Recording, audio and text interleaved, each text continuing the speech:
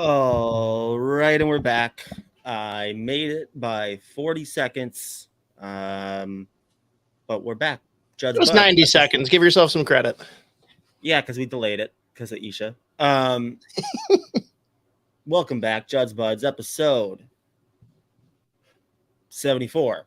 As always, our host, Spokesy, joined by my good buddy, Mr. at State of Hoppy. Hoppy, how we doing? Oh, we're doing all right. Bullshit. We're both down bad. This week sucks. Yeah, I don't know. I was going to try and bullshit my way through that, but it's brutal. You've suffered a horrible loss. I've suffered a horrible loss. Why don't we just get into it? Let's just go right away and start with your loss first, unless you want to talk about anything else in particular. Yeah, we're talking about my loss of time after getting stuck inside of a 7-Eleven today for 25 minutes. Because everyone needed food. Anyways, no, that's not actually it. It's sad. It's a sad week. Everything's terrible in Boston, which means it's good for everybody else. Except this is the one time that something bad happens to the Boston Bruins, where I feel like the entire NHL is just like, you can't even dunk on it just because it's Patrice Bergeron.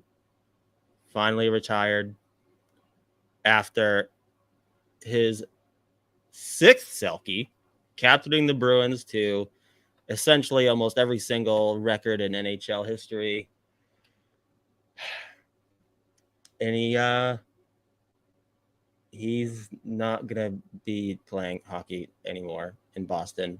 And I mean, it's a big loss, obviously, for the Boston Bruins, but I got to think it's a giant loss for like just the NHL in general, not just for how good he was, but for how he represented the sport, how he represented himself. I mean, like, it's funny because around here, obviously everyone hates the Bruins in general, but even like fans of the Canadians, fans of the Leafs, they'll say we hate everything about the Boston Bruins except for Patrice Bergeron. He's fine. He's impossible to hate. But just a big loss for hockey. It sucks, dude. Like, in the past couple of years, we see in Boston, Chara gone. Krejci, I'm assuming at this point, is going to be gone too.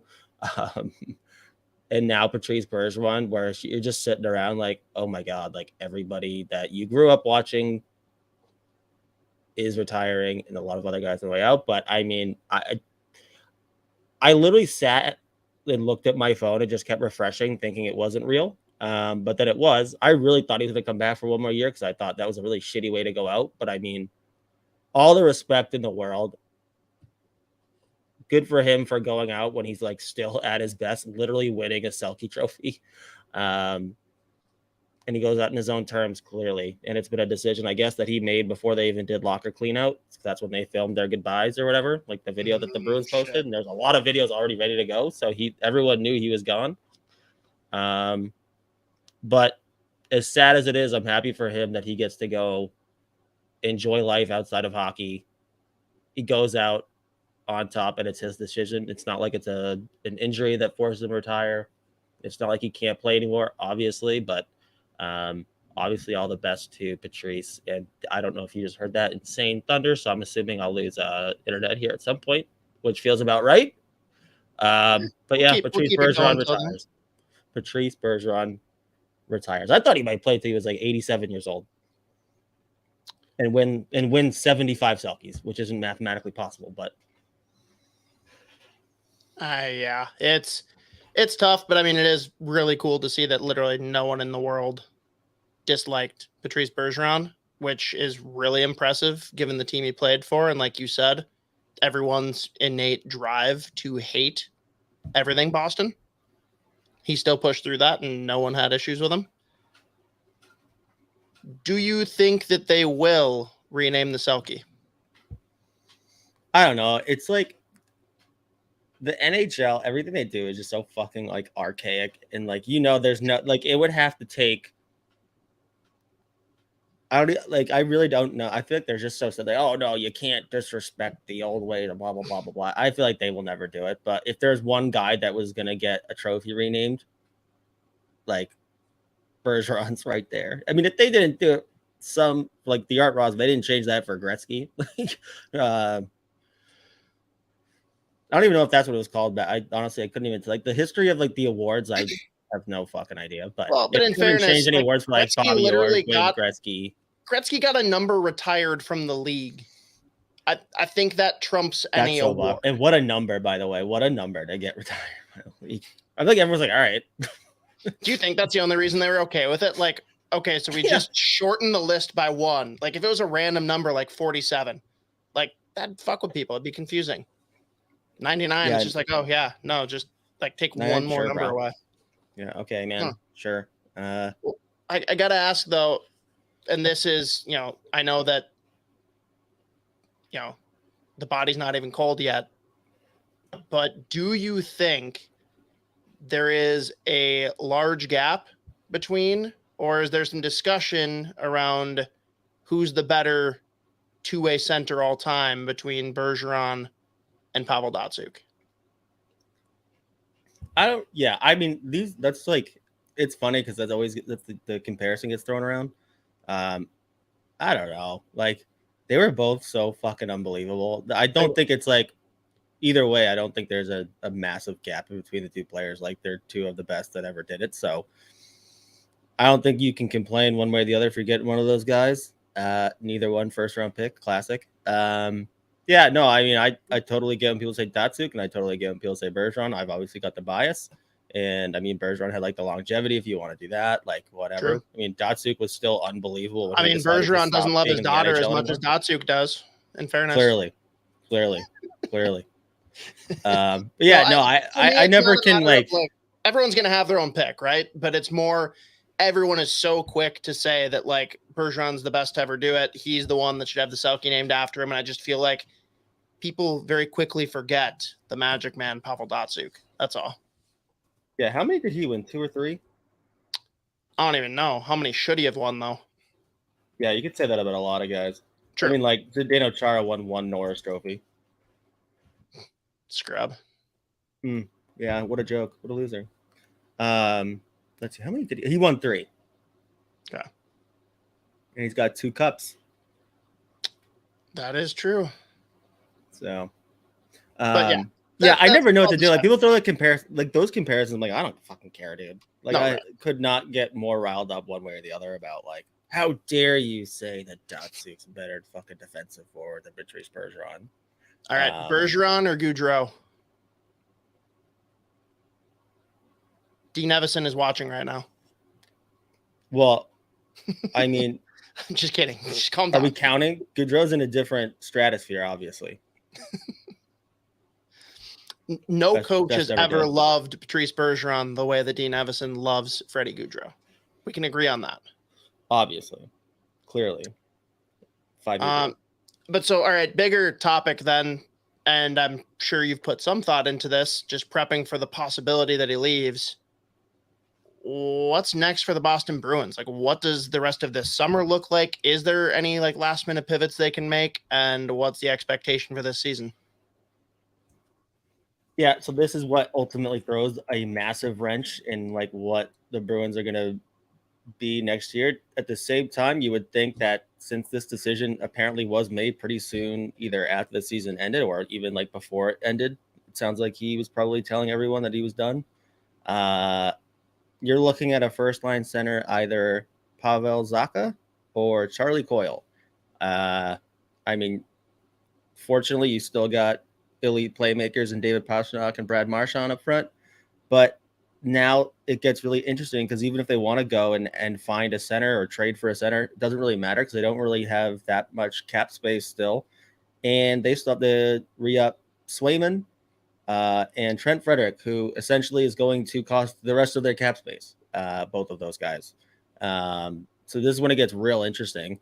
I mean, and it's like the Bruins are another team too. There's not like a whole lot of like palatable trade options to like get rid of salary. Like maybe like a Derek Forbert, $3 million off the sheet there. But even then, like he probably isn't going to get you much in return. So like there's not a whole lot of centers out there available to sign. So this is when it gets real interesting. So as we've seen the last couple of years, you really do need some elite centers to make deep playoff runs. And it's going to be very interesting because the Atlantic is going to be murderer's row again. So it is fascinating to see. So Milan Lucic's first line center, he's going to put up 40 goals, 60 assists, 275 penalty minutes. And he's just gonna do it. And the Bruins are gonna do it. They're gonna be fine. So yeah, that adds up.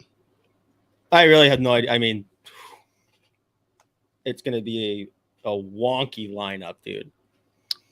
Yeah, that much I've gathered. I don't know. It's pretty bizarre because you look at the blue line and goaltending, they're set.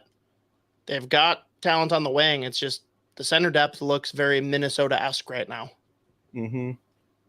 In fact, I believe the Minnesota Wild once had Charlie Coyle penciled in as their 1C. Yeah, and I mean, hey, there were certain points in this past playoffs, aka just the first round, where Bergeron and Krejci were out, and Charlie Coyle was the 1C and actually was great, but he's obviously not the guy. First line center, he's not going to be driving play. Neither is Pavel Zacha. So there's not a whole lot of options right now, and there's not a whole lot of cap space, and there's not a whole lot of palatable trades to be made. So they're going to have to somehow make it work here. I don't know how successful that'll be. But I do think, like you said, goaltending and the blue line set. So at the very least, they're still not going to be giving up a whole lot of goals. So we'll see what happens. Maybe Krejci will be like, I'll come back. Even then, though, it's still not sure that moves the needle a whole lot. Yeah, it's just like a giant question mark. And it does not help that pretty much everyone else in the Atlantic also loaded up. I mean, breaking news as of a couple minutes ago, I think it was. Tarasenko signs with Ottawa. Ottawa's just fast. Oh, there you go. Ottawa's a fascinating team. I keep forgetting that Claude Giroux's there. And was sick this year. Isha forgot on Sunday that DeBrincat had been traded. Not forgot. He was completely unaware of that fact. And he ended up deleting it from the episode because he's a coward. Come on. He usually would leave it, but it was at the very end of the episode and it kind of got awkward. So he's like, yeah, I just took it out. It was cleaner. I'm like, whatever, dude. Whatever. But yeah, they're interesting, man. I don't really know what to make of them because I'm not sure how much I trust the old goaltending setup. Yeah, it's not going to happen again. What's not going to happen again? Mark, like that was obviously flash in the pan. Like he's not going to win 40 games again. He's not going to like have the same kind of season. The Senators. Yeah, I thought we were still going there. But yeah, no, you're right on that front too. No, but okay, so Bruins, like you don't think between the two you're still in pretty good fucking shape? No, they are. I was just immediately thinking that based on what you said. I was in the same train of thought, but just on a completely different team. So there you go. Gotcha. No, Senators, I don't know, man.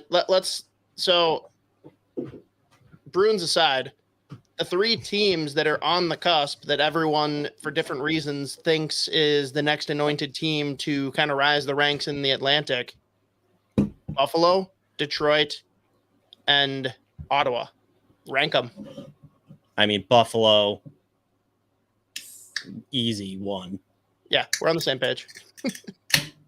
After that, I don't really know between Ottawa and Detroit. Yeah, because I really don't. Like, I mean, once again, it's just another super goddamn weird offseason from the Red Wings. Like, dude, Steve Yzerman should only be allowed to draft. That's what we've learned.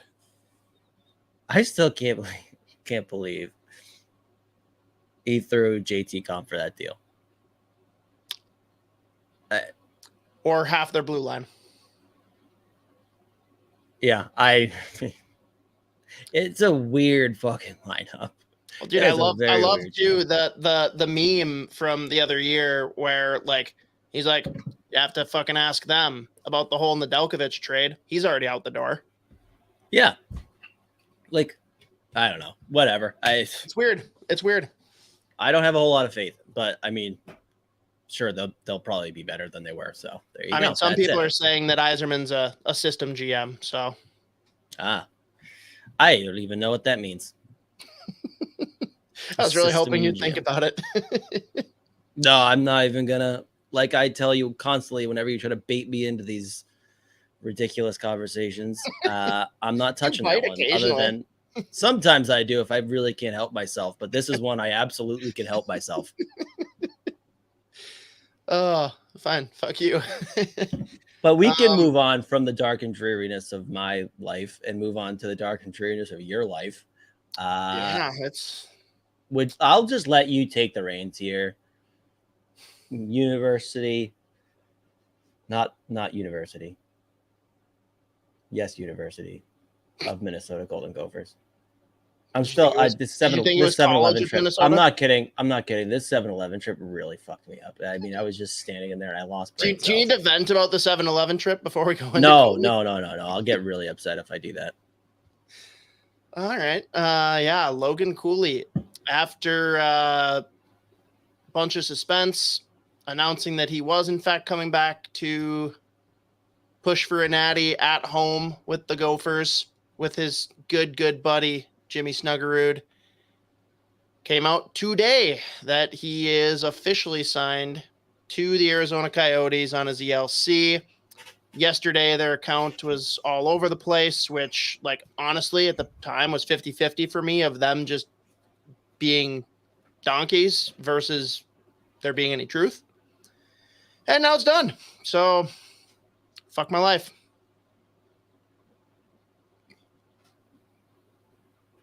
All right.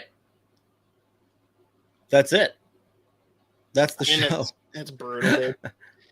First, let me just say, like, this is a kid.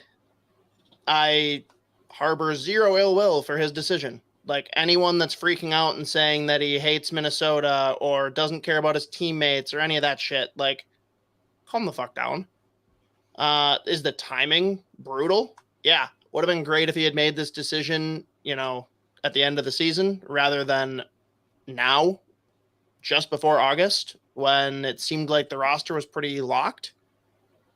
So, yeah, that puts him in a tough spot, but the kid's agonized over this decision. He didn't want to leave, but apparently he went down and they pretty much put the sales pitch on. They very much sold/pressured him into leaving. He definitely thinks he's ready to go play in the NHL.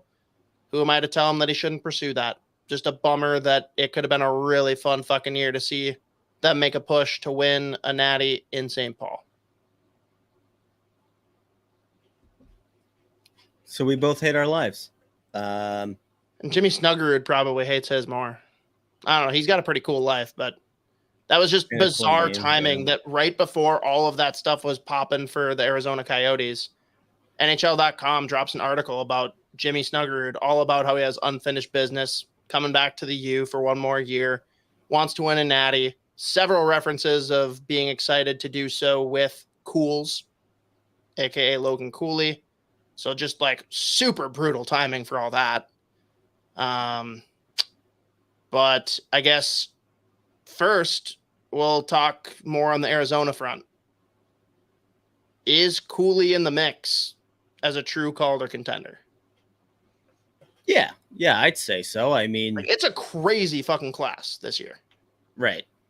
I think he's absolutely in the mix. Like we all knew how good he was when he got drafted 3rd overall. We knew he had a monster year the year before in his draft year.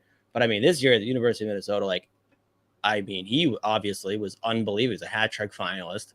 He checked every box and took an even bigger step than I thought he would. I was curious to see if there'd be any kind of adjustment stepping into the college game there. If there was, I I didn't think see the it. adjustment was coming from the Big Ten, not from him. Right. So there you go. So yeah, no, he's absolutely in the mix, and I mean, he's going to have a couple good players around him too. So be curious to see what the lineup looks like. So I mean, they had a couple of guys take big steps in Arizona last year. I mean, Michelli was a monster. Hayton took a big step, which is good for him. You know, they bring in guys like Kerfoot, Jason Zucker. You know, you still got Nick Schmaltz, Clayton Keller. Like, there's some decent talent in that lineup where they're not just like, I mean, they still have some guys that it felt like Castaway Island, but there's some legit talent around him now. So yeah, no, I don't see any reason why he wouldn't be in the mix. Like, and it's not like the Central Division either is going to be like murderer's row at all. So good spot for him to be. He's going to get a ton of ice time for sure. So yeah, I think he'll absolutely be in the mix for the Calder. And I'm excited to see what that looks like for sure. So we got Mateo chiming in. Cooley is potting 70 points. That feels aggressive. That's quite aggressive. What do you think is a realistic expectation to put on him? I mean, like anywhere from like the benchmark. I was going to say like 50, 55 again. Cause I mean, yeah, he will have some talent, but it's still the Arizona Coyotes, but, and I'm sure there will be a slight adjustment, obviously going to the NHL. And, but I mean, hey, he's used to playing in a college barn, so that's not going to be any kind of adjustment there. He'll get to continue the last time he played in that rink. So, hey, do you think he actually knows that he's got like every home game? He's like, I thought I signed. I'm so confused right now. You gotta wonder, man. Like, do you think that part of them changing his mind? Like, yeah, he went to dev camp. He probably fucking torched everyone there. He's like, okay, yeah, I think I can do this. But do you think that there's more clarity behind the scenes for what the future of the franchise is? Like whether they found a new home for the year after this upcoming season, or like, I don't know. That's very speculative on my part, but I know that was one of his big concerns on why he's like, yeah, college is the route I'm going, because they don't seem to have their shit together. Right. Yeah. I mean, I got to think they made some kind of incredible pitch. I'm sure they pitched it to him as he was a big part of them staying at like whatever, him being one of the centerpieces for, you know, like finding some like a foothold and not moving. I'm sure that was he was obviously like, I'm sure the selling point was the fact that he was like the guy there. And they do have, you know, they've added a lot of prospects, the young players, and I'm sure they're, you know, pitching him that he'll be part of that next wave and like one of the centerpieces there. He's got Clayton Keller that's there still. You know, there's a lot of other young guys. So I would love to know what it was that was said or pitched or what he did, whether it was just like playing with those guys at dev camp and like being around some of the guys in the NHL that made him say, all right, yeah, no, actually, you know what? I'm doing it. Like, I'm going to sign right now. I would love to, I don't know if we'll ever. Yeah. Well, I'm sure we'll find out eventually, but who knows how long that'll be from now. Like, will we find like what it was that made him make that decision? But I would love to know, because it like, this is the weirdest time I've ever seen. So we're like, yeah, you know what? I will go to the NHL. Like, at least in terms of a big blue chip prospect. Because I mean, he was 100% coming back to Minnesota. Like, it wasn't even. I feel like the past couple of weeks, especially, it hasn't even been on the radar that he would sign. Like, I feel it was like, yeah, no, he's made his decision. Kind of got to keep it that way. Right? Yeah, I guess so. Out of nowhere, though. It just like really was out of nowhere. I love some breaking news, though. Yeah, it is. But I don't have a transcript. I don't know what the sales pitch was. I've just got it under good authority from a couple of sources that they definitely sold him when he was there for dev camp. So I don't know what that involved or entailed, but I'm just sad. And again, wish it's him this nothing warm but the best. all the time. It's this warm all the time. You're just like, I'm in. What if that was it? He's like, I didn't even know they had this good weather. And like one thing you got to wonder about too, like he's obviously not a Minnesota boy, unlike the majority of Gophers. A lot of guys probably weren't around. Like he's not around the team. He's not getting those vibes all summer. It's a little Like maybe he's just not as sold and not as like in it as he was for the next month or so after the season because he was still at school with all of his boys. Yeah, I kind of wonder. I was actually right before you said that. I was kind of wondering if he was, like you said, if he was a Minnesota kid. I wonder if that added draw would have been like, yeah, no, I need to go back. Like, because I mean, he's what, a Pittsburgh kid, so yeah, Pittsburgh kid that cheered for Washington, which still doesn't make much sense to me. Wild. You know, and I'm glad he's gone. Yeah. You know, how do you like him? You should actually hate his guts. Oh, fuck. All right. So then on the flip side, talking about the Gophers, like, what's the move here? Like, a lot of people are speculating about, oh, do you convince Yzerman or Hendrickson or another guy to join early? Do you go steal Bump from Vermont now that they got that whole kerfuffle with the coach? Like, what's the move here? I'm sure there'll be something, but I don't really know. I mean, they're still going to be a really good team. Like, you've obviously still got Snuggerud. You've obviously still got guys coming in too. Oliver Moore. You've also got Sam Rinzel, the Blackhawks first round pick from 2 years ago. They're still going to be a good team. They've just obviously had some major losses here. So they're still going to be a good team. It's not like this is it, but no, but they were basically a no shit number one team entering the season. Now they're probably a top 5 team, but they're probably not holding on to that like indisputed number one spot. Right. Right. So, I mean, so like, again, in my head, you know, you're still a top 5 team in the country. Being a number 1 team in the country all fucking year long didn't end up panning out anyways. Like, it's not like there's some like giant like fall from grace now where it's like, oh shit, now we're fighting. And that's not what it's about. Before, right? And I know no, you I know know you mean that, though. But it's just like there's a clear drop off from being the team to you're in the shuffle for the top 5-ish, and it's just crazy that one player makes that big of a difference. But the people that think the sky is falling, like, calm the fuck down. Yeah. This is still a sick team. Whether you find someone else to come in, whether that ends up being Oliver Moore for the first line center or the fucking menace, Rhett Pitlick, just goes to town and him and Jimmy Snuggerud just own everybody. I'm up for anything. Pitlick might go nuts. Like, he might I'm just so go excited, dude. All the way off. He is the only person I'm happy for in this whole scenario. I hope he plays first line center, and I hope that he absolutely torches everyone, especially after they made his incredible goal against Michigan, the number 4 goal of the year in college hockey. That was insane. Like, that goal was legitimately, I mean, that's got to be in my lifetime, like, at all levels outside of like the stupid like leagues that are getting filmed like a camcorder where like guys can't skate and someone pulls off like a Michigan goal. I don't care about those. Like, that was a top 5 goal I've ever seen. Not just because of how sick it was, but against Michigan, a big fucking game. And he just goes full on Showtime. Like, that was legitimately unbelievable. The fact they called it the number 4 goal of the year. Oh my God. God damn it. Damn it. Sean Cosgrove, you know how to throw Z off of his game.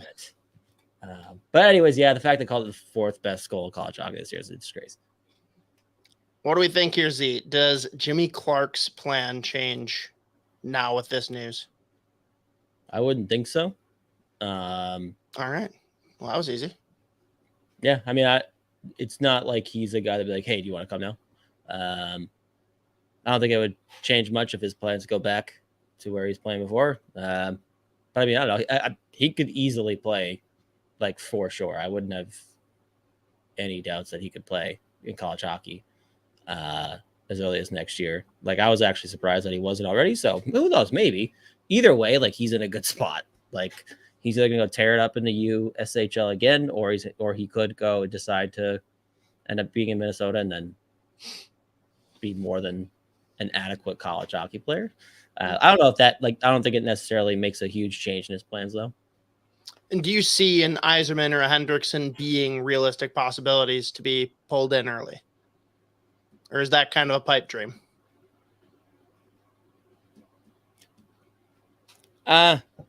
mean, if one of them was going to, I'd probably say Hendrickson, just because he's got the year on Yzerman. Like, yeah, there's no reason for Yzerman to rush either. Like, that's really throwing him into a whole other element. I mean, he's certainly good enough to play, but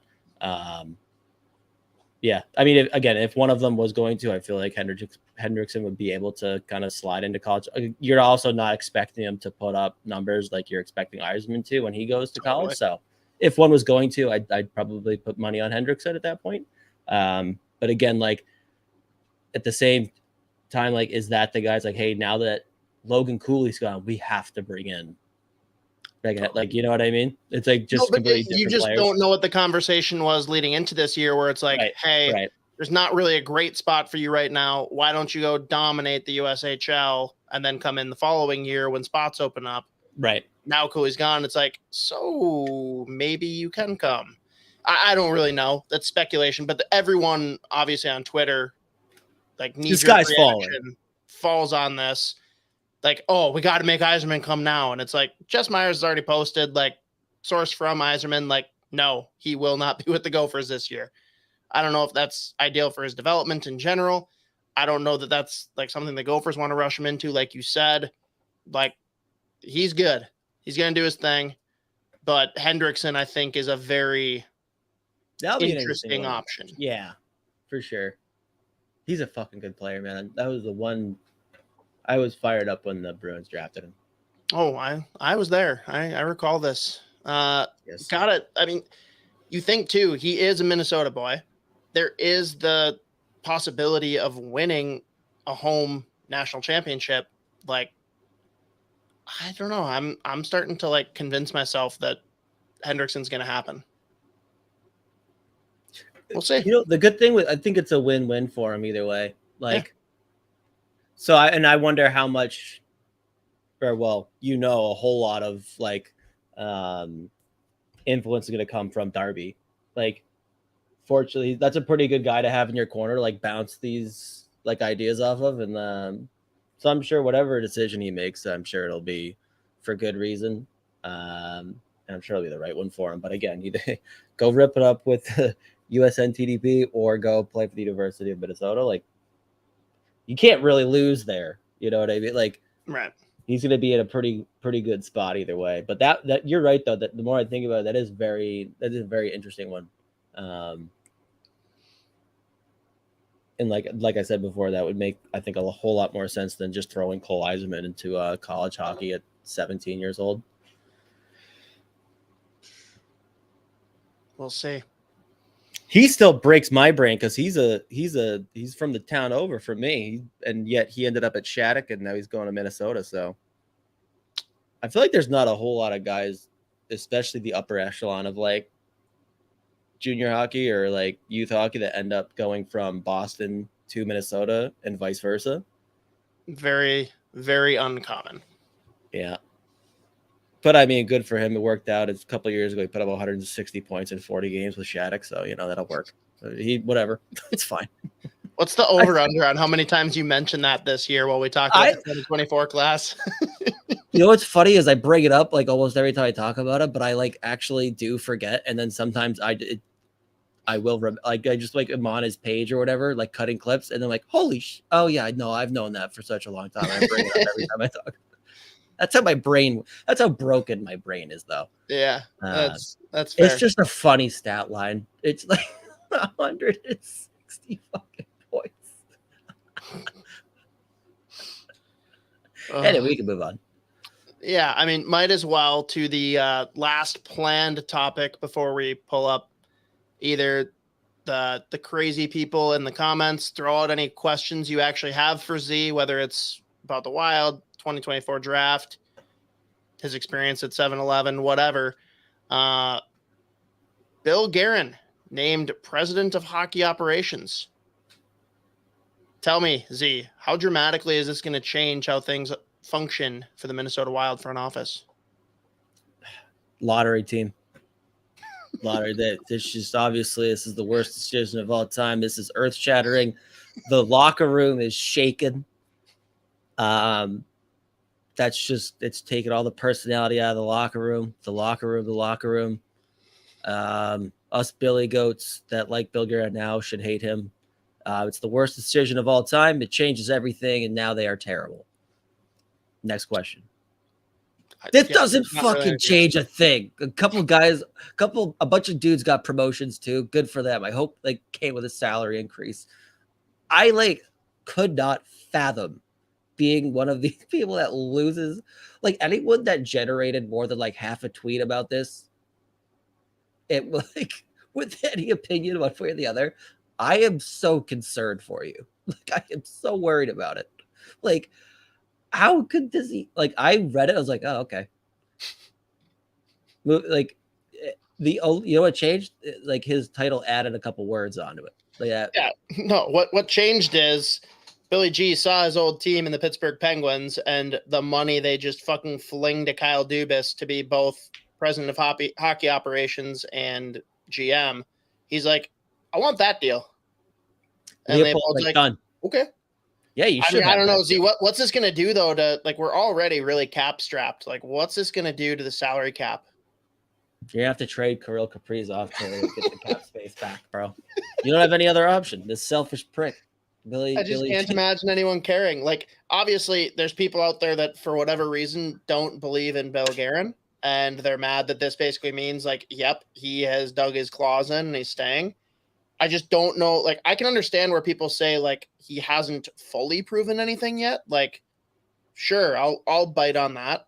But to say that he's somehow made things worse or isn't doing things differently, which is all we've ever asked for, I don't have words for you. I can't help you. You are beyond helping. It's every tweet I see about it, because again, fortunately, I am so busy at work. I have now that there's no NHL, there's no junior hockey going on. I really am not looking at anything. But every time, if I ever do and I run across these tweets, it's the same shit, dude. It's I have to say this thing. I have to tell everyone that this is actually a negative thing and now I sound smart. I'm smarter than Bill Guerin. It's crazy to me that this made anyone feel any type of way. Blows my mind, because I would love to give a shit about something as much as some people care about stuff like that. Anything about I couldn't have even. I think I read half of the tweet from Russo. I was like, I don't care about this, and I just moved on. Because again, I don't and maybe I'm missing something. Did anything change? Did anyone get a bigger role? Did anyone lose their job? Did they bring anyone else in? I really don't. It was a title change and people lost it. This guy sucks. It was unbelievable. This is just like the 4th of July on 2012. We're doomed. I don't even know how we've talked this long about it.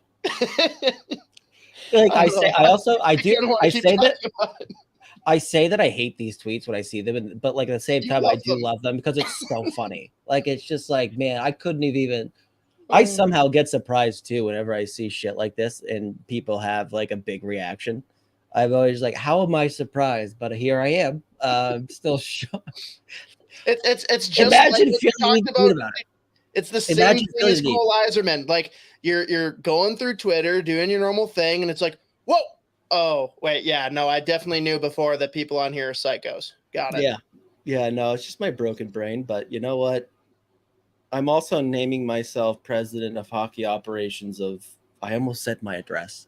I don't know why I did that. I don't know why I almost just put my address out to the world. But yeah, no, I'm naming myself president of hockey operations of this apartment building. Oh, here's a fun one to throw at the haters from Sean Cosgrove. The buyouts of Parisian Suter got us another year of Fiala at $5.1 million and the equivalent of 2 mid-firsts. Spot the lie. No, that's not what happened. No, he traded Fiala when he could have kept him. There was cap space there. He could have easily been kept. Yes. So, and sorry, Sean, you tried. Yeah. Fail. Child's play. It was actually bad. I mean, the worst thing he's ever done is hire Judd Brackett. Yeah.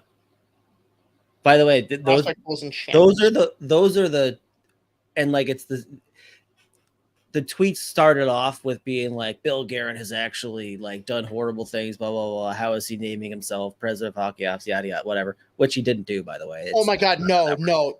Tell me how much you would love if they held a press conference and Bill Guerin named himself the president of hockey ops, and all of these people that are bitching and moaning have to watch him as he names himself, and we get to just watch them go nuts. And then he names Craig Leopold a trainer. He's like, and now I also own the team now. And Leopold's just like, yeah, I guess so. I don't know. There were some really funny tweets though that like showed like the lineage. It's like, okay, this just happened in 2023, 2027. Bill Guerin, assistant team owner. And then it was like 2033. I can't even remember what it was. There were some good ones though. Like, what was the next step? I can't remember. Good story. That's just good podcasting right there, baby. It's a great story I just conjured up. But before this is the last thing I'm gonna just mention because we have to move on. I'm sure we'll talk about it for like 45 minutes. But the tweets that like were mad about this thing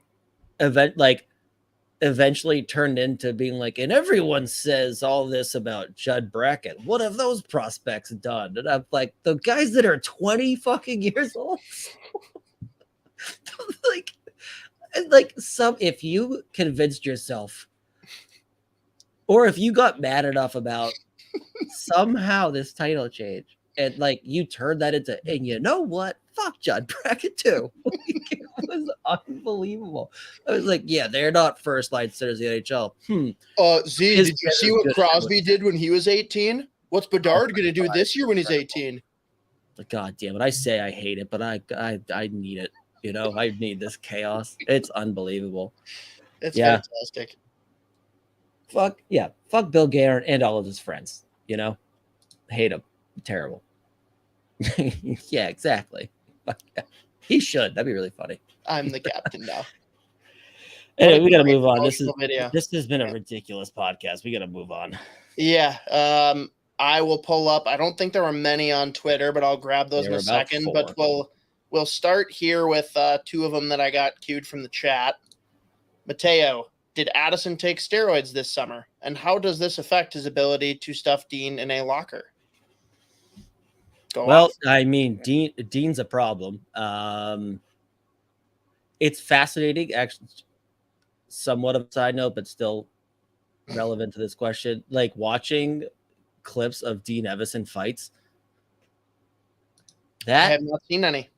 You're gonna have to send me some clips. He's probably like his win-loss percentage probably like 500.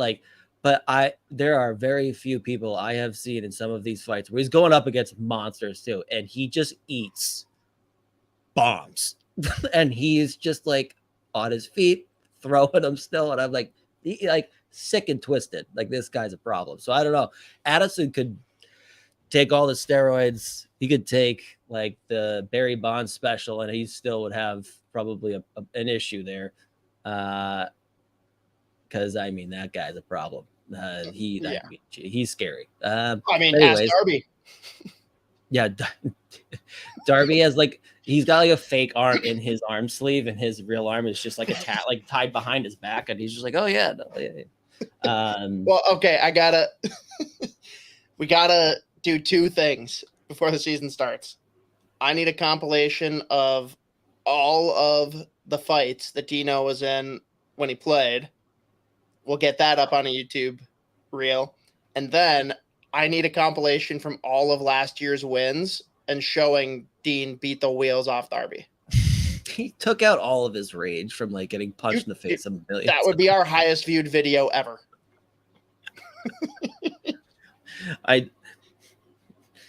Normal people would say, I don't have time to do that. I have all the time in the world to do that. It's what I spend my time doing anyways. Yep. So yeah, no, I could do that. We'll talk. I'll have it done by the weekend. All right. Is Beckman ever going to get a shot? will we trade anyone? 2 questions there, so we'll take the Beckman one first. And like, how many times have we talked about too? Like, the kid's ready to play. I mean, even when he's giving a limited role, like he contributes. Like, he's shown that he's good enough to play in the NHL. He took a huge step in his development in the AHL this season, outside of just being like that pure sniper. But once again, it's just like the roster construction. So that goes into the second question, like where, because we talk about him, we talk about Marco Rossi. Like, yes, they're good. Like, they could play. They should be playing, and they're good enough to be given like decent opportunity and good ice time. And you're just looking at this log jam of like, especially in that middle six there. I just don't know where they slide it. And now, you know, Dewar, Duhaime, they're back. They bring in Maroon. So is there even really a spot on the fourth line? So it's just like you're sitting there once again being like, man, these guys could play. They're probably ready to play, especially with like Beckman, where it's like, hey, no, it's time for him to play in the NHL. And there's just, outside of the second part of this question, and even then, who are you trading? Like, who do you really want to move off this roster? And are you comfortable moving that player just because you want to give a kid like Adam Beckman a shot? So, I mean, I'm my sure answer he'll get called up. He'll get called up, obviously, but it's just like, I think it's going to be the same, pretty much the same thing, or very similar to last year, where it's like, yep, injuries. It's going to be the first or second call up. And I just don't see what happens here. That there's not even a world where he makes it out of camp because of this, the roster construction and how many guys are already here. Totally. Which is super frustrating because he was so goddamn good last year, dude. Oh God, yeah. And dude, not just the skill, like he brought he had the flair. He had the you bring that kid into your locker room, you're not losing anything. Like, he is that preseason where he lit it up 2 years ago. Was it 3 years ago at this point? I think it was something 2021. So 2021, yeah, 2 years ago. There we go. He was an electric factory, dude. And all of the guys said it, dude. They're like, Beckman literally just like walked into the locker room as if he'd been on the team for 10 years. And he was just like, he was a big vibes guy. And he lit it up. He did. And got his nose disintegrated by Nathan Walker. Oh my God. Yeah, that will happen. I don't know. I think, as far as do you trade someone to give these guys a chance, I think it comes down to, are they on the roster next year? If the answer is no, then I'm way more open to the idea. Right. But it is what it is. Beckman absolutely has a rocket. And this one's for you, Z. He's a peacock. You got to let him fly. Oh, all right. Next question coming from your favorite granny. How do you think Rossi is going to do this year? Everyone forgets he had a takeoff year, or had to take a year off. At this point, I feel like at this point, it's not that people forget. It's either you're someone like me and people who watch the Prospects a lot and defend them to the day that we die, and you remind everyone constantly, or you're just like the people who need to find everything negative about the prospect pool and everything about the organization in general. And they're like, yeah, we don't really give a shit anymore about the fact that he didn't play an entire year of hockey the year after he got drafted. That's actually not important anymore. And I don't see how that's relevant in any way. Right. Yeah, no, definitely not an important year to play hockey. Again, same thing. Like, what opportunity does he end up getting? So, because I've said it legitimately every week after he got sent back down to the A.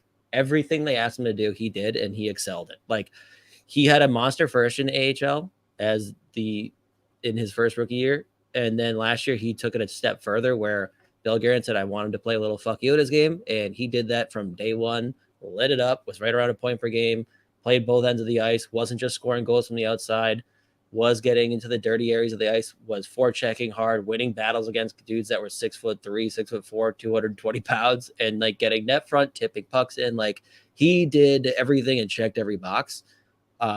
So clearly, I've said it before and a million times, he's ready to play. He can play a legitimate role in the NHL too. Where is he going to play? Motherfucker. He just every time. Doesn't miss. But it's just like, again, so the same thing, dude. Let's just and that's why this part too is specifically like the thing that like blew my mind the most about the Gaudreau 5-year deal. It was like, man, third line center is like a pretty perfect spot to let this kid like come in. He can play with some really good players and guys that play on both sides of the puck still. He's going to get a good shot. Like, you're not relying on him out and out every offensive scoring chance. Like, you got to get Rossi on the ice. He's got to be the guy that converts. You're not relying on him to be the first PK unit guy. Like, middle six center is like the perfect opportunity for him to slide in. And that's why it really blew my mind that they threw Freddie a 5-year deal. I must really couldn't say that. He is also, I feel bad saying that. Like, right. So that's the other thing too. Like, are you okay? Like, will Dean do it? No, of course not. Dean will be fired, or Freddie will be a center. What a dumb question! What a dumb question on my part. The only way Freddie's moving to the wing is if Zuccarello sustains a long-term injury and he's got to take the wing with Caprice off. But yeah, John Robinson says he thinks that Beckman, Rossi, Boldy will be a line at some point. I mean, that would certainly music to my ears, buddy. Music to my ears. I've been pounding the table for it because, oh man, like there was like 2 weeks where that was a line in Iowa, and it was unbelievable. Like, it was. I know it's the AHL, but like, I mean, they had the puck the entire time they were on the ice. It was amazing. And I really do think that line specifically, it works. You've got two guys who are elite defensive forwards in Rossi and Boldy. You've got Rossi who could score. He makes plays. You've got Boldy, playmaker, can score goals. You have Beckman, who's an absolute sniper and has taken a big step in terms of just like a more well-rounded game. He's not just on the periphery now. Like, that line, to me, makes so much sense in the future when they're finally given their full-time NHL role, because like, it's such a well-rounded line. And like, God, that would be a nightmare if they all hit their full potential. Like, if that's a line and those three playing together. Think about it. First line is the three Russians. Second line is this line. Third line, you've got Ugrin, Ek, and give me a name. Dude, you take your pick. Like, that sounds really fun. But actually, I take it back. That line was not fun for 2 weeks in Iowa. Everything I just talked through is not fun because Bill Guerin. Yeah, stupid president of hockey operations and general manager. God damn it. It's brutal. All right. For Mateo, thoughts on Middleton calling Faber doughy but quick? It's so beautiful. Like, I wish I had already, because again, I haven't really done anything, a whole lot hockey related outside like 2024 draft stuff. I listened to like some snippets from that. He's so fucking funny. Saw the one that we posted. yeah, of course, dude. He's the best. Like, he is awesome. Give Jake Middleton a 14-year extension. He's the 101 for me of guys on the Wild I want to have a beer with. Oh, it's not. I'll be honest, it's not close. Like, I want to sit down at a bar with Middleton. Addison's kind of close. No, for me, again, like, he's the funniest motherfucker in the world. Everything he does is hilarious. Everything that comes out of his mouth is amazing. Yep. He fucking called him Harry Potter. He called him Harry Potter. Yeah. Harry Potter. He basically said he had a milk bag body. Like, I'm not surprised anymore. But like, when he came in and was just like, had all this baby fat, and then he could do what he can do, I'm just like, oh shit. Give my job some chip. Oh my God, I was dying laughing. He was like, because it was so funny because it caught me so off guard, but at the same time, that's exactly like around what I expected to come out of Jake Middleton's mouth. That guy is the fucking best. He is the best, dude. He is. No, actually, it was terrible because Bill Guerin made that trade. So yeah, Kokkinen and a fifth for Middleton was a brutal trade because, again, the organization is horribly run. Yeah, can't say anymore. I don't know. That was a crazy trade, by the way. What a pickup! You know what? At the time, though, like, Kokkinen was about Middleton, and I was pretty high on Kokkinen, which I still think that he's a solid 1B in the NHL. He had a bad year with a brutal fucking team. I'm not really chalking that up to anything personally, but maybe you think differently. No, I mean, he showed that. I mean, he was lit. That sucked for him, like, because he was showing that he could play, and he was just hitting his like groove. And then like, hey man, how about San Jose? They lost everybody, but Carlson will live in the offensive zone now. But you'll be on the same team as him. How about it, buddy? And he's just like, fuck my life. Where do I sign? God damn it. All right. We have a couple from Twitter. This one might be a little bit more of a we have to circle back to it, or you and Isha have to circle back to it next week. What would reasonable production number predictions look like for various prospects? For instance, what would a successful season look like for Stramel, height, etc.? Any off the top that you want to comment on, or is that I need to come back? You know what? It's so the one that's really difficult to gauge is Stramel, right? Because like it's gonna be a very different team, different coach. So he's not gonna play. Right, yeah, he's not allowed to. He doesn't have his AARP card yet, so he can't, he's not eligible to be on the ice. Minimum 3 times a week, he's got to do the early bird special at Denny's. Yeah, exactly. You come back here with your Denny's punch card, and you can fucking play. What a pull! What a pull! Fuck! Stramel that's going to be one where like I never thought I'd say it, but I'm going to have to tune in to like every Wisconsin game now because he's obviously, in theory anyways, going to be given the bigger role again, like completely different team, completely different environment. Like everything's different where like you want to talk about a kid, especially as a true freshman, but you want to talk about a kid that just needed that actual reset. Like we say it all the time about players in the NHL, like a trade, a change of scenery, yada, yada, yada.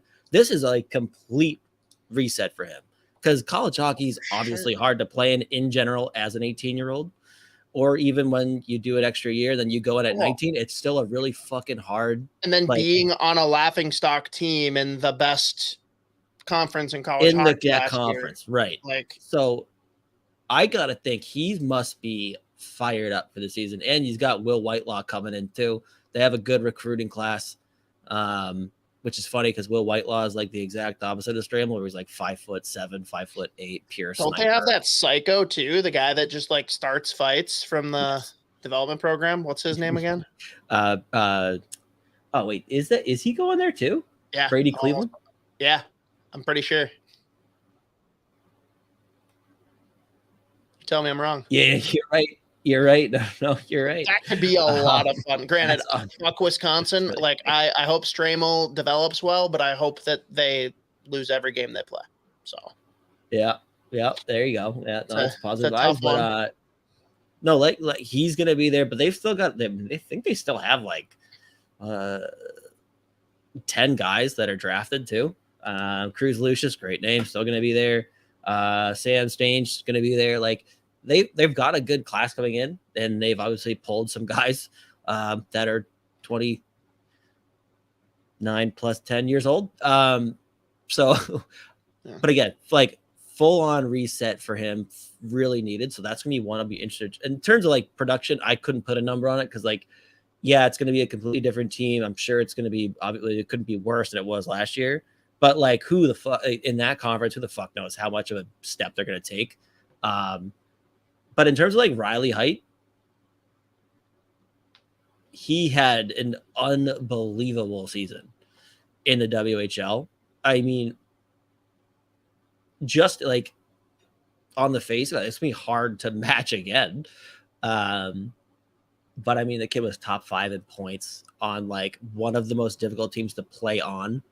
Yeah, there you go. Exactly. I don't know what he had, like 70. Like, but I mean, he's unbelievable. So I guess realistically for him, like you're just looking for him to take a bigger step, just like in terms of like the well-rounded game or whatever of both ends of the ice.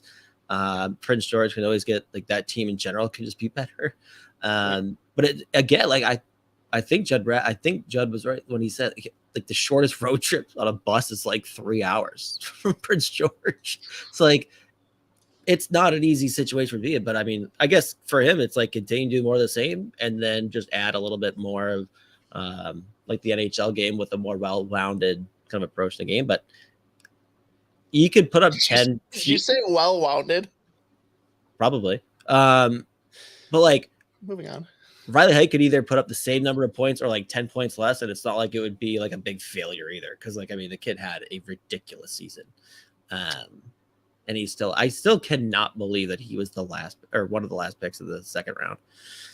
Yeah, that kind of took. It blows my mind. It like really does. I don't know how it happened. I really don't, but whatever. Well, thank you, Blake Blotsky at Bada on Twitter. Or X, I refuse to call it that. By the way, it's really hard for me to find the tab for this now that it's like just a black X instead of the blue bird. But I don't know. Thanks, Elon. Thanks a lot, Bin Laden. Thanks a lot, Bin Laden. We got 3 more quick ones. Well, 2 quick ones and one that might kind of get tabled on Twitter. We have one more that I got queued up from our boy John Robinson here in the chat, and then we are outie. So 2 of them here of Boston nature, and you might just glaze past them. From Devin McDonald, will Lucic retire at the end of the season regardless of what happens this year? I don't know, because I mean, he said in every interview that he's done, he's saying like, I don't feel like I'm even like I can still play. I feel good, like whatever. So I think that he's gonna stretch out that career as long as he can. Well, dude, and your legs can't go when you never had legs, right? Right, yeah. Dude, the videos, first of all, one of the real bright spots of my summer was like seeing like the show that the Bruins do, Bear Tracks. They just followed Lucic around his first day back in Boston. Instant serotonin boost was just watching that video. Anyone that had anything, like anyone that was bitching about that too, I'm like, holy, like go touch grass for fuck's sake. But go touch grass. Dude, his hunchback is insane. Like his shoulders are in a fucking different zip code than his head. Like, I mean, he is like, so I don't even know how he walks around like that, but I mean, whatever. But he's been saying like he feels great. And like, it's funny too, because he's the one that says, you know, I think now that I'm not making $6 million a year, I kind of feel like, number one, obviously any pressure to score is off. But number 2, like people won't look at me like I'm supposed to be producing a $6 million player. And again, that's a dude that loves hockey. Like he is a hockey nerd and is obsessed with playing hockey. Like I wouldn't be shocked to see him just sign a couple more 1-year deals before he goes out, because he's been saying like he feels phenomenal. And obviously he's very excited to be back here in Boston, which was like the best news ever. I was so happy when that happened. He's the best. I love that guy. He is definitely a guy. Still one of my greater disappointments in life is that the rumors of him being cast as the son of Seabass in the Dumb and Dumber sequel did not occur. Yeah. Would have been electric. All right, another one from Devin McDonald. Thoughts on the Hall trade? Yeah, I mean, even though Bergeron doesn't come back, they didn't make a move to like bring Bertuzzi back. It was still like, it's crazy to me because I keep forgetting that happened because they're still in a really shitty cap space situation. So like anyone that was doing the bullshit about, like, oh, they didn't bring back Bertuzzi, they didn't like Bergeron's not coming back, Krejci's not coming back. Like what did that cap space really do? It's like they still barely have enough to bring back both Frederick and Swayman, who they really need to bring back. Do you know why? Was it because, well, you know what? You can't say anything about President Hockey Ops because Cam Neely's President Hockey Ops and Don Sweeney's general manager. So don't you dare I was just going to say it was Bill Guerin's fault. Here. Don't you dare try to bring that energy over here because the Bruins have seen right through that bullshit. I was just going to say it was Bill Guerin's fault. God damn it. Everything is, though. 7-Eleven, that 7-Eleven excursion. Thanks a lot, Bill Guerin. Bin Laden. Oh, my God. I'm going to start saying that now instead of thanks a lot, Bin Laden. Yeah. It sucked though because it was more brutal for Taylor Hall because this is like the happiest he's ever been in his career. Like he's been wanting to be on the Bruins. Like he said on multiple occasions on draft day, he was like, "Please let the Bruins get the first overall pick. I want to go there." He finally settles in, loving life, shipped off for cap space. Like it fucking sucks. And what do you know? First round or draft lottery. I mean, it was delayed. You know, it wasn't exactly his doing, but his first overall pick luck continues. Well, no, I think that's what it was. I think Gary Bettman's like, shit, we're getting a lot of flack for potentially rigging this. You guys need to move Taylor Hall there now. Yeah. I mean, you know what, though? Good for him for landing in like a good city. Like it really would have sucked for him if it was like, hey, actually, you know what? I don't care. Winnipeg, how are you? Good luck. That being said, they'll be fine. The haul they picked up. True. And then Dubois trade, but it's Winnipeg. So yeah, except they still got to move both Scheifele and Hellebuyck. So that's going to be a whole thing. One of the more fascinating teams, like to watch what happens as the season gets closer, and even like throughout the year. Because I mean, losing Dubois obviously sucked for them, but I mean, it would have been hard to do a whole lot better than what they picked up. So now you're sitting there like, do we need? Because like you get guys like be there. Both guys want out. That's the problem. Right.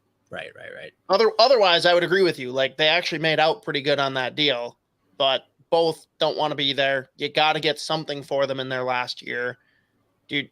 So you want to talk about the like we can link this now. Scheifele I would be ideal for the Bruins to do something with. Would. You know what I mean? What are you willing to get rid of?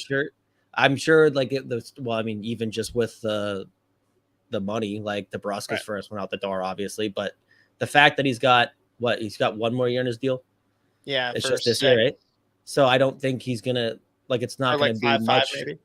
It's gonna be a pick and either a young NHL player or a pick at a prospect. But you got to move money. Right, exactly. So, I mean, you got to move money. So, like, DeBrusque could be the guy that I'm sure would probably be the one that would be out the door because he makes $4 million. He also has one year on his deal, too.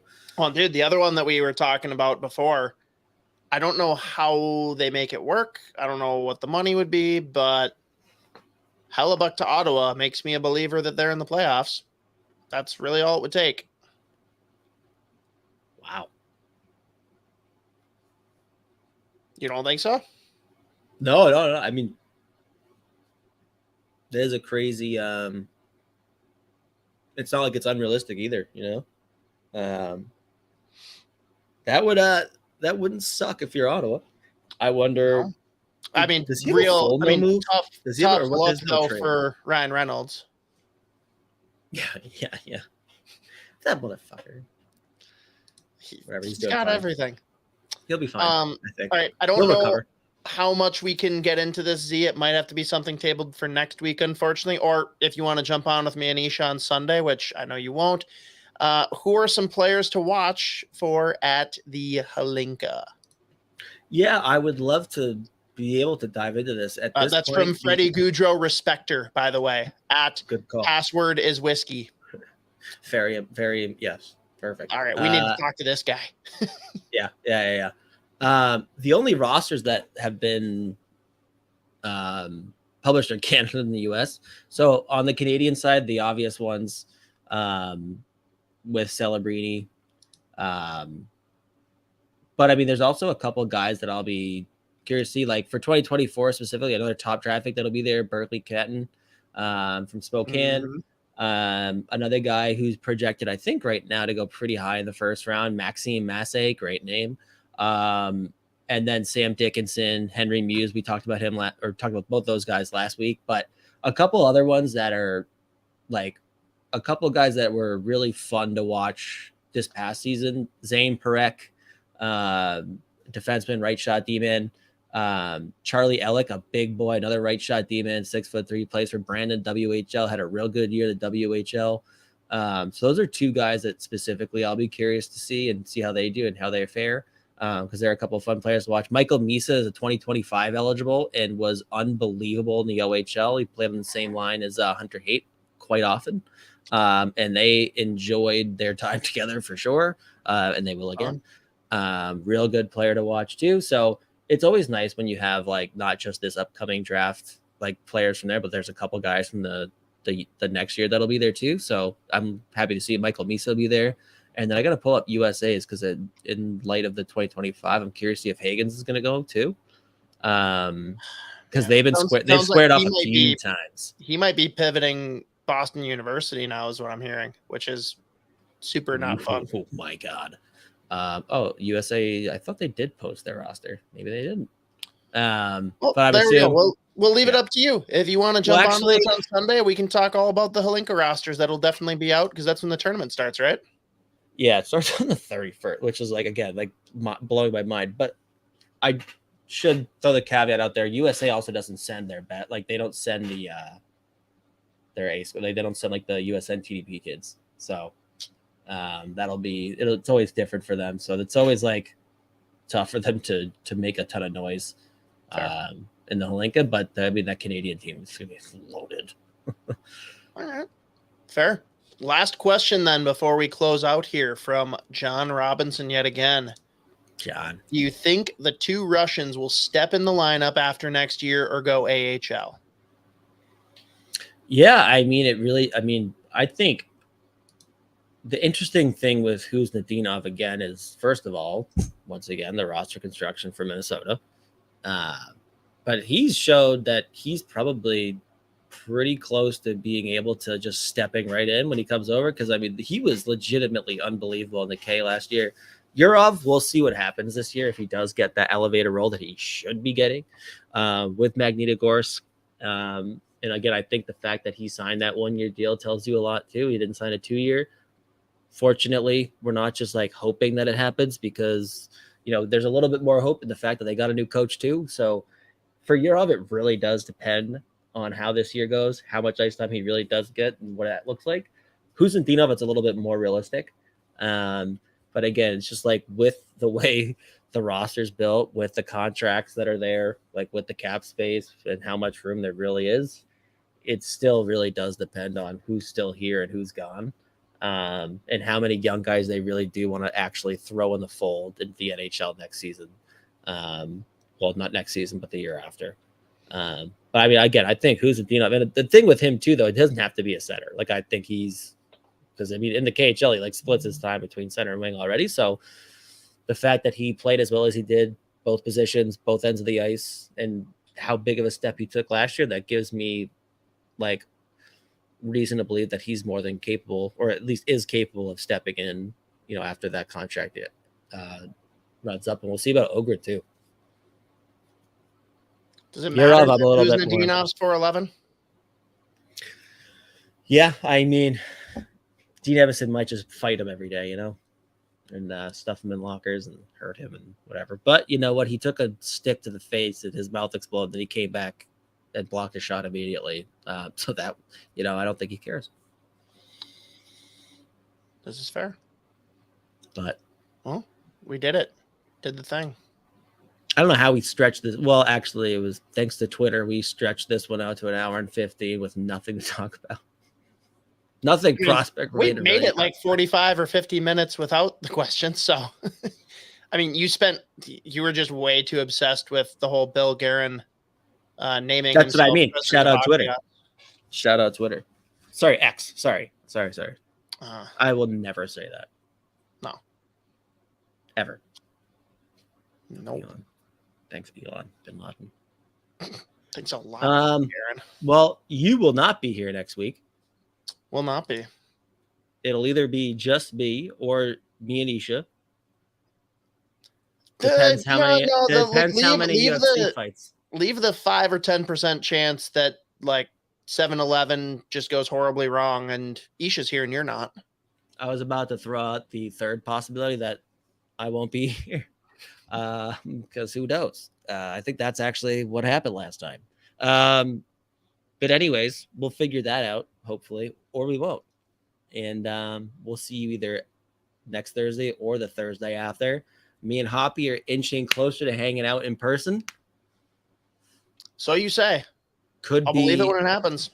Could be. I told you I got approved. Everything's good. At least I'm good to go here. You sent me the screenshot and it said, I think we can make that work. Yeah, no, I got approved. Okay.